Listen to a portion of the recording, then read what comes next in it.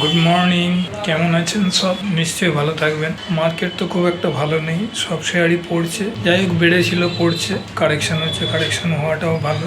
এই টাইমে fundamentally good share ধরার চেষ্টা করবেন। আজকে একটা শেয়ারের কথা বলবো। কমিউনিকেশনে রয়েছে ইনকর্পোরেটেড ইন 2002 সাল। 2002-এ incorporated government of India as per disinvestment plan sold 25% of their holding in the company to the strategic partner. Strategic partnerকে 25% দিয়ে বিক্রি করেছে। তো পার্টনারটাকে Tata communication 25% government of India dismantle BSNL এর নিয়েছে, হ্যাঁ 25% in the company. It partner এদের বিজনেস আরও অনেক জায়গায় আছে। The partners with 300 of the fortune 500 কোম্পানির, যে ফরচুন ওয়ার্ল্ডের নাম করা 500টা যে ফরচুন 500 কোম্পানি আছে, তাদের 300 জনকে এরা অনেক কিছু সাপ্লাইও করে। আর এদের স্ট্র্যাটেজিক পার্টনারও আছে। এরা অনেক কিছু সেক্টরে রয়েছে, যে wide range of sector, state of the art of the solution, including a wide range of communication, collaboration, cloud, mobility, connected solution, network and data center service। এই সব কাজে এরা লিপ্ত আছে নানা রকম। আর টাটাদের গ্রুপ বুঝতেই পারছেন, ইন ফিউচারে এগুলো খুব ভালো হবে।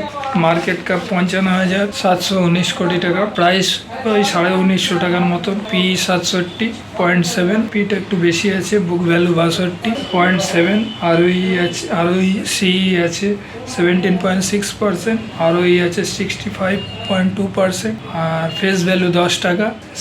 এবারে সেলসটা মোটামুটি একই, গত কোয়ার্টারের মতনই আছে। জুনের সেলসটা 5,633 কোটি টাকা, নেট প্রফিট 333 কোটি টাকা, ইপিএস আছে 11.68। আচ্ছা, ইকুইটি 285, ইকুইটিটা বড় আছে কিন্তু বিক্রি বাটটাও ভালো আছে, নেট প্রফিটও ভালো আছে। আচ্ছা, প্রোমোটার হোল্ডিং 58.86, ভালো পার্সেন্টেজ প্রোমোটার আছে।